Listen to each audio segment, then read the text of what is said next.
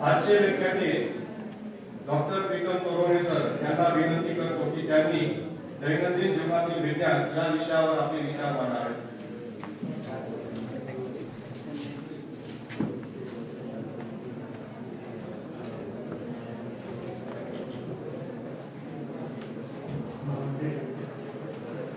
आजच्या राष्ट्रीय विज्ञान दिन या कार्यक्रमानिमित्त उपस्थित आजच्या कार्यक्रमाचे अध्यक्ष महाविद्यालयाचे प्राचार्य आदरणीय डॉक्टर आर अहिरे सर, विज्ञान मंडळाचे अध्यक्ष प्राध्यापक सुनील पालके सर आणि जीवशास्त्र विभागाचे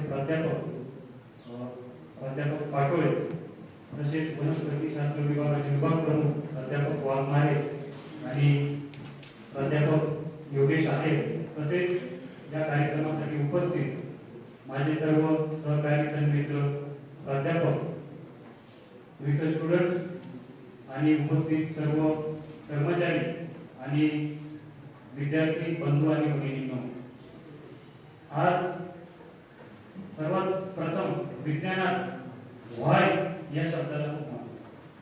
व्हाय म्हणजे का, आणि आज या व्हाय पासून आपण सुरुवात करणार आहोत. तर पहिला जो जनरल आहे व्हाय, की आज आपण 28 फेब्रुवारी हा दिवसच का राष्ट्रीय विज्ञान दिन म्हणून साजरा केला जातो. तर याचं जे रिलेशन आहे या दिवसाचं ते सी.व्ही. रमन यांच्याशी आहे. सी.व्ही. रमन यांचा जन्म तिरुचिरापल्ली, मद्रास येथे 7 नोव्हेंबर 1888 झाला. आणि आपण जर पाहिलं तर त्यांचा जन्मदिन हा 7 नोव्हेंबर आहे आणि मृत्यूदिन जो आहे त्यांचा तर तो आहे 21 नोव्हेंबर. 21 नोव्हेंबर 1970 ला त्यांचा देहांत झाला.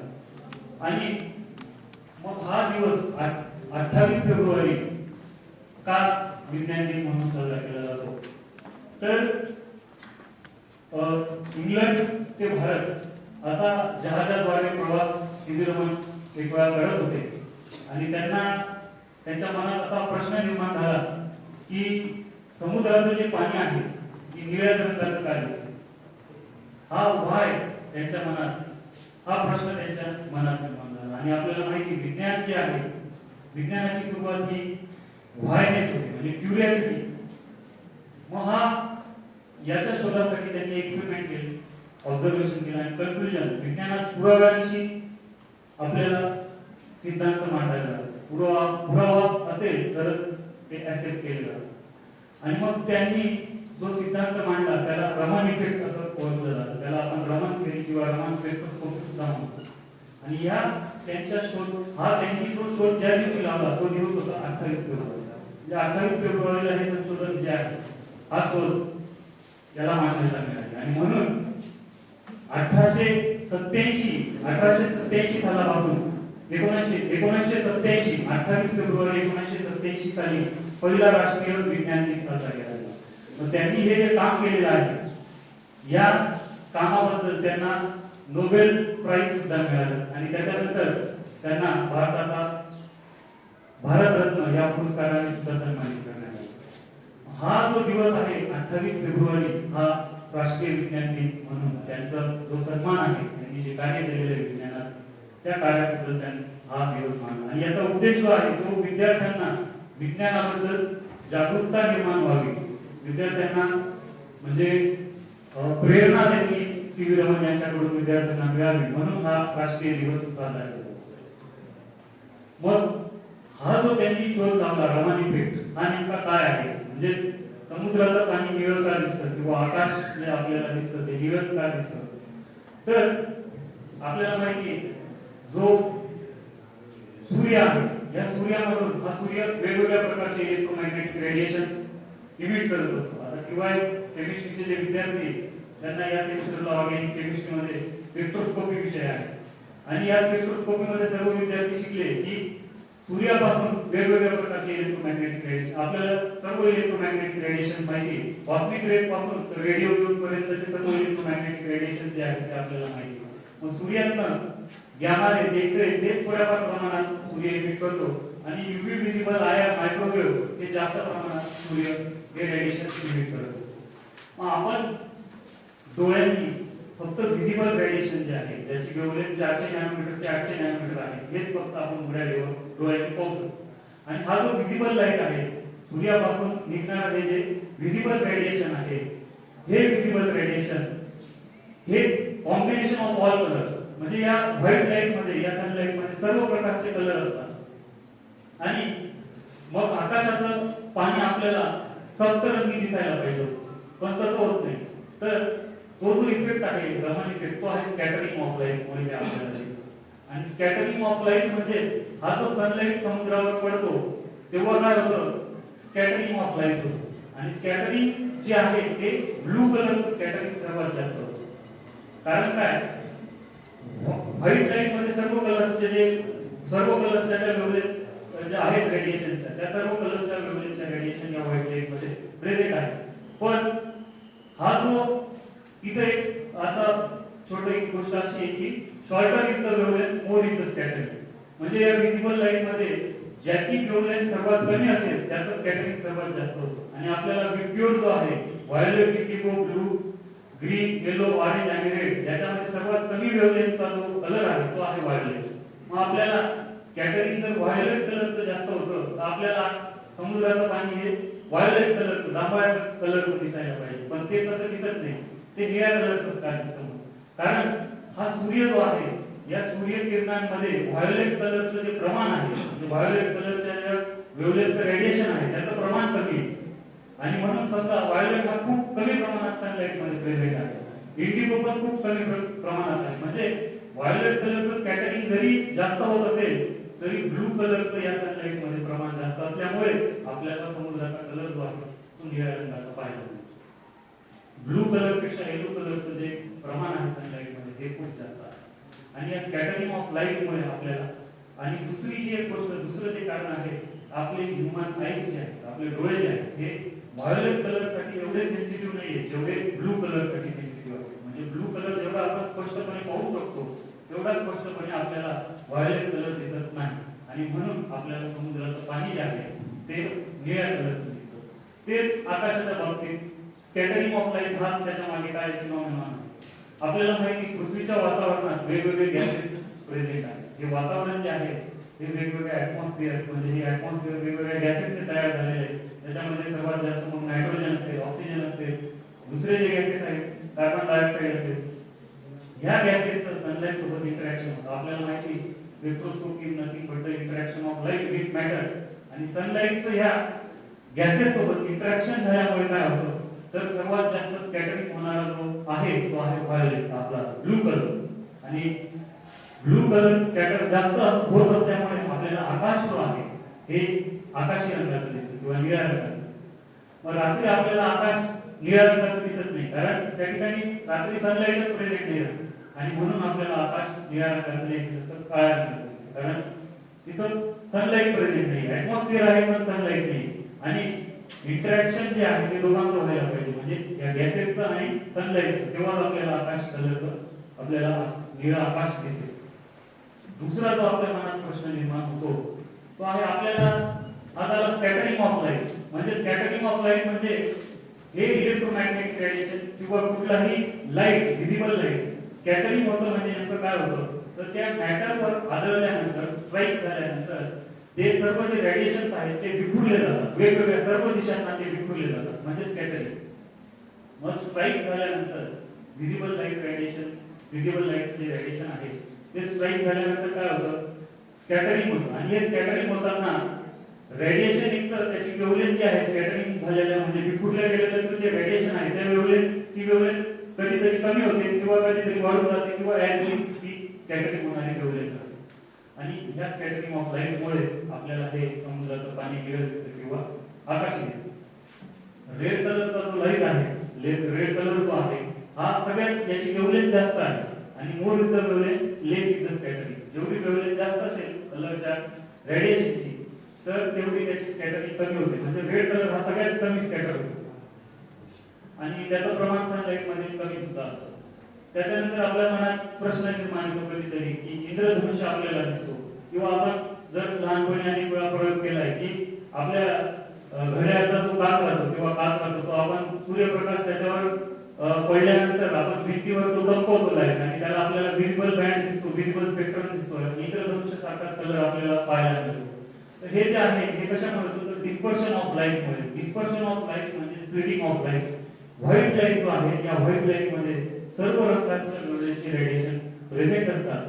पण न्यूटनने जो एक्सपेरिमेंट केला त्याने सांगितलं की व्हाईट लाईट जेव्हा प्रिझमवर पास केला गेला आणि तेव्हा त्या व्हाईट लाईट मध्ये विभाजन झालं तर आपल्याला वेगवेगळ्या रंगाचे म्हणजे प्रत्येक रंगाची वेवलेंथ वेगवेगळी आहे, त्यांचं विभाजन झालं म्हणून आपल्याला व्हिजिबल स्पेक्ट्रम ब्युक्युअर आपल्याला पाहायला मिळालं.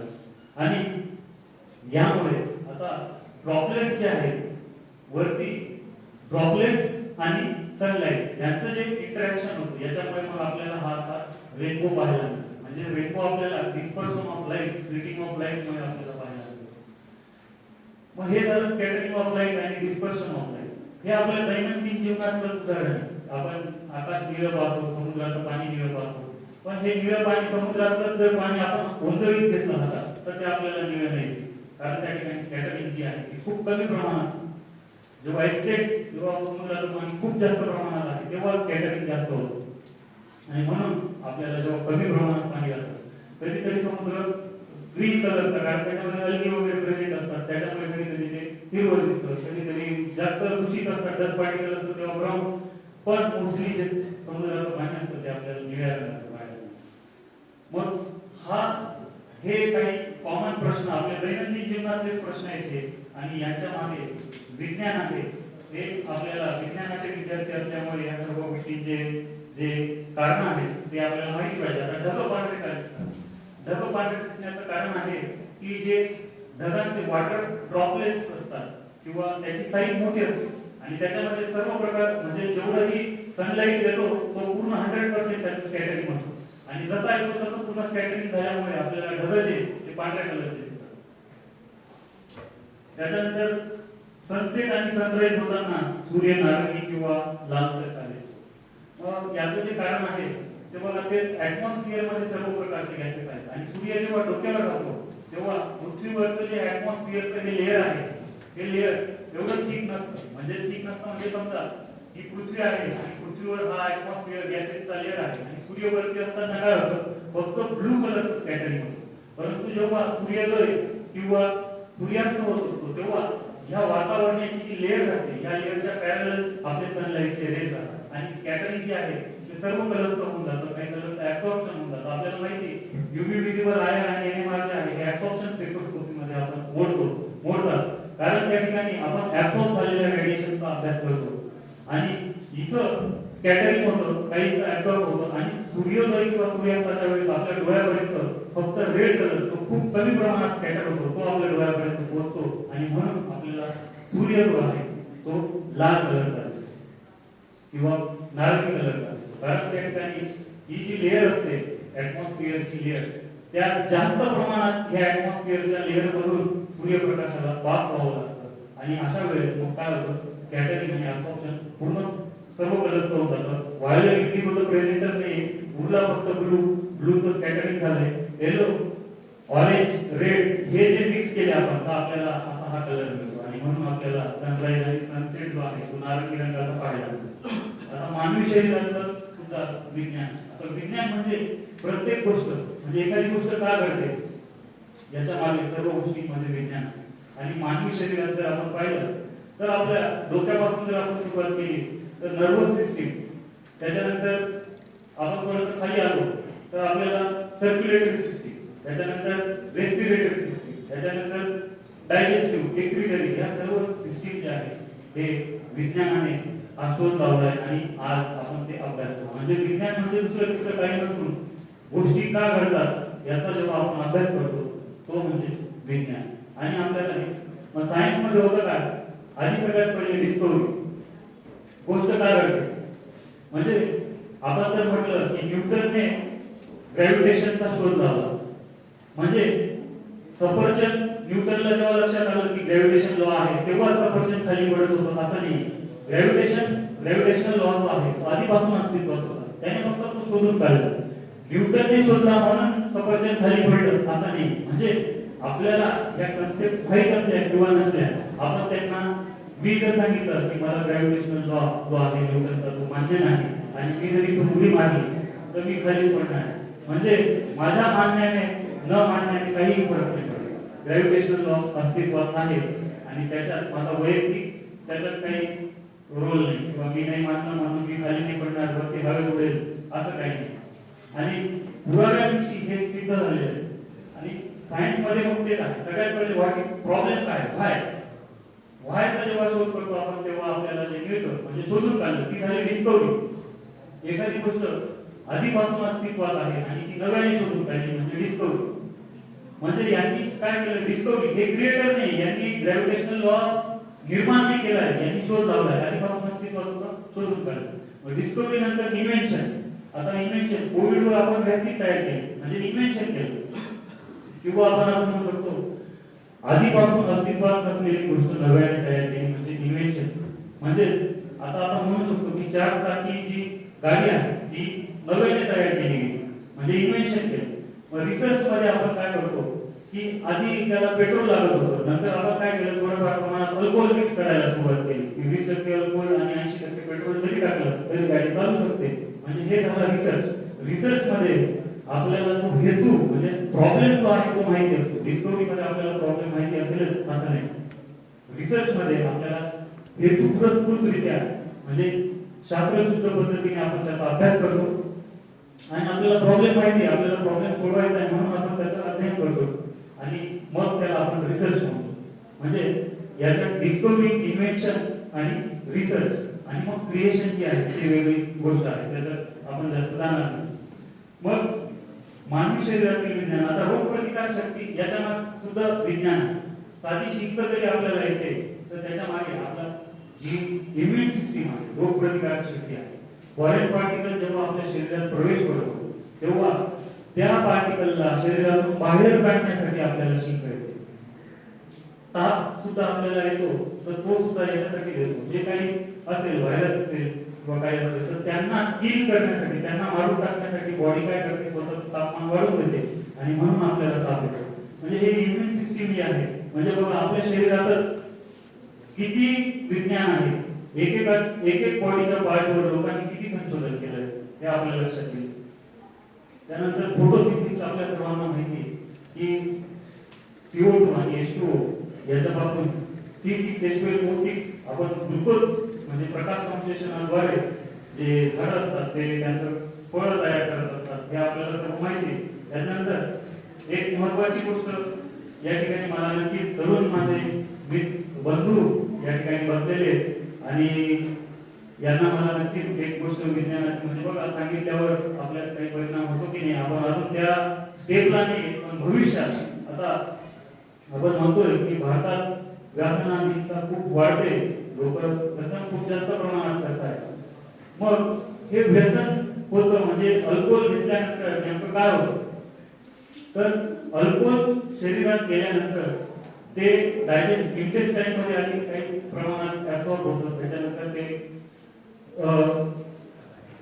रक्ताद्वारे म्हणजे शरीराच्या प्रत्येक पार्ट मध्ये नंतर ते पोटात पोहोचतं स्टमक मधून. आणि मग आपल्या जे ब्रेन सेल्स असतात त्याच्यामध्ये इलेक्ट्रिक सिग्नल जे असतात ते पोहोचवण्याचं काम जे आहे हे न्यूरो ट्रान्समीटर जे असतात त्याला आपण गॅबा आणि ग्लुटामिन हे जे रिसेप्टर असतात यांचं काम असतं. गॅबा जो असतो गॅबा रिसेप्टर हा काय करतो, न्यूरो ट्रान्समीटर हा या इलेक्ट्रिक सिग्नलला फ्लो करून टाकतो आणि हा जो ग्लुटामेट राहतो हा या इलेक्ट्रिकल सिग्नलला पास करतो. म्हणजे आपण कॉन्शियसली जेव्हा हाताचे ऍक्शन वगैरे करत असतो तर ह्या ग्लुटामेट मुळे करत असतो. आणि अल्कोहोल घेतल्यानंतर या गॅबाचं जे आहे गॅबा रिसेप्टरचं प्रमाण खूप जास्त वाढत असतं आणि म्हणून माणसं जे ते अनकॉन्शियस होतं. आपल्याला माहिती मग ते वेगवेगळ्या हालचाली करतात कारण त्यांचा कंट्रोल राहतो. मग आता आणि थोड्याफार प्रमाणात डोपामाइन आणि सेरोटोनिन हा शरीरात तयार होतो आणि म्हणून रिलॅक्स वाटतं किंवा हॅपीनेस थोडाफार जाणवतो. आपण म्हणतो की ड्रिंक केल्यानंतर लोकांना काय आनंद वगैरे मिळतो, पण बघा हा डोपामाइन आणि सेरोटोनिन आपण दुसऱ्या काही गोष्टी करून सुद्धा आपल्या शरीरात तयार करू शकतो. आपण एक्सरसाइज करून हा डोपामाइन आपल्या शरीरात तयार होतो. आपल्याला ज्या गोष्टींना आपल्याला ज्या गोष्टी आवडतात त्या करून जे छंद असतील ते करून आपण थोड्याफार प्रमाणात तयार करू शकतो. म्हणजे आपण डेली जर एक्सरसाइज केली तर आपण आनंदी जीवन जगू शकतो आणि त्याच्यासाठी बाहेरून अल्कोहोल घेण्याची आपल्याला काही आवश्यकता नाही. आणि ते हेल्थसाठी चांगलं पण असतं. म्हणजे त्याच्याने हे विज्ञानच आहे. म्हणजे विज्ञान आपल्याला माहीत असल्यावर आपण ह्या चुका करणार नाही. विज्ञान माहीत असल्यावर आपण काय करायला पाहिजे आणि काय नाही करायला पाहिजे हे आपण ठरवू शकतो. म्हणून विज्ञान आपण शिकायला पाहिजे, त्याच्या मागच्या गोष्टी आपल्याला माहिती पाहिजे.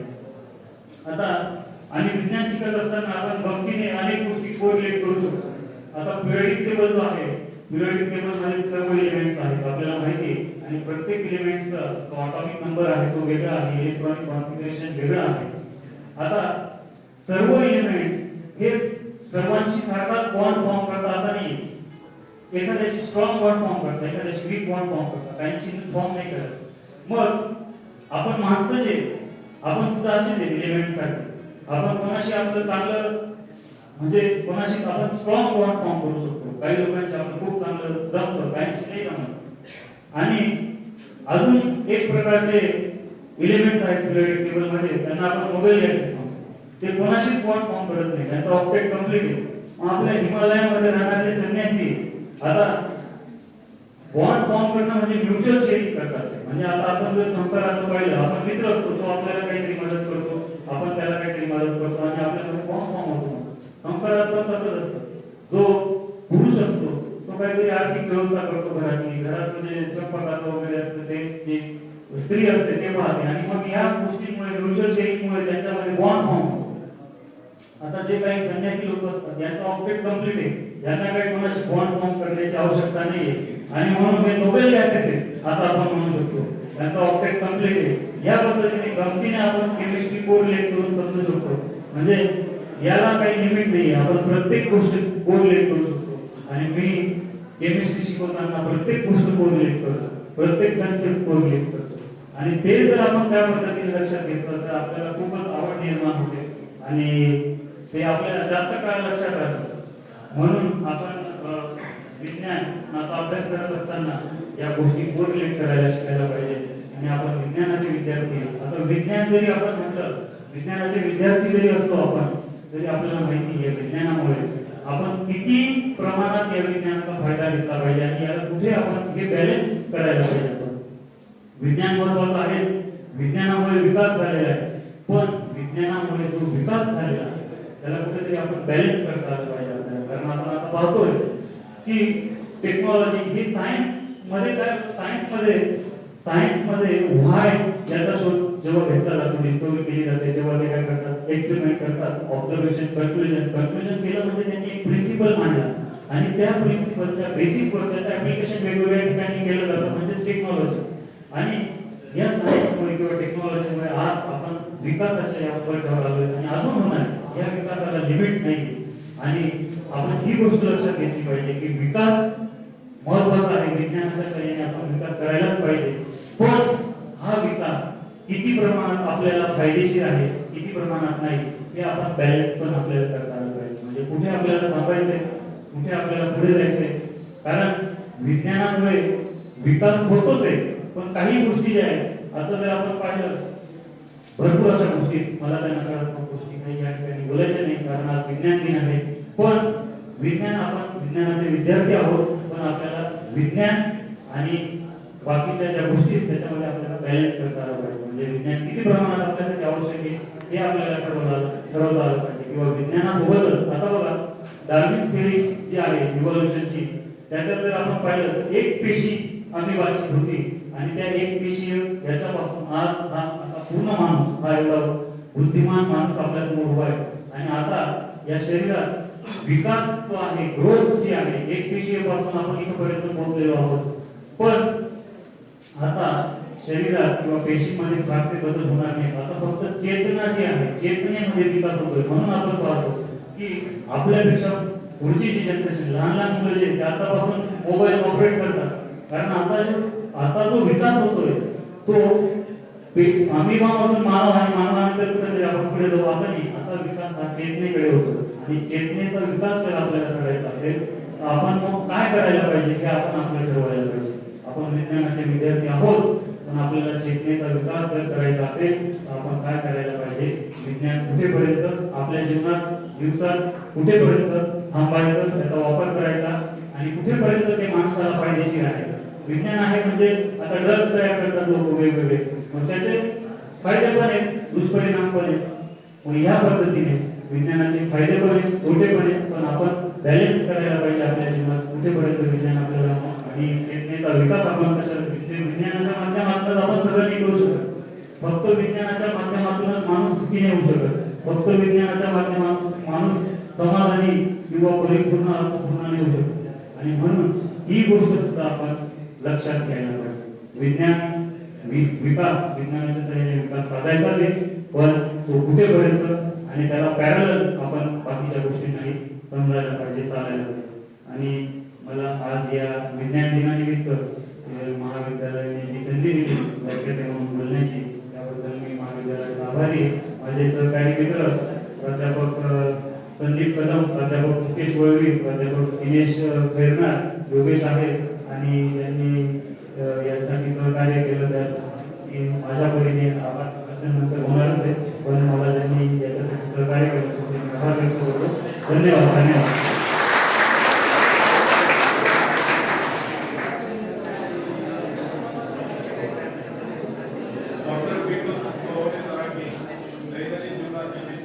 या विषयावर खूप छान विचार मांडले.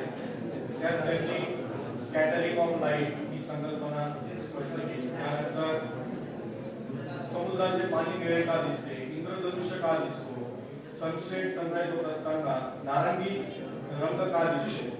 त्यानंतर विज्ञान म्हणजे नेमके काय हे आपल्याला समजावून सांगितले आणि तसेच विज्ञानाचा उपयोग करून चांगला विकास कसा करता येईल याबद्दल त्यांनी आपले विचार मांडले आणि तुम्ही सर्वांनी ते ऐकून घेतले. यानंतर आजच्या कार्यक्रमाचे प्रमुख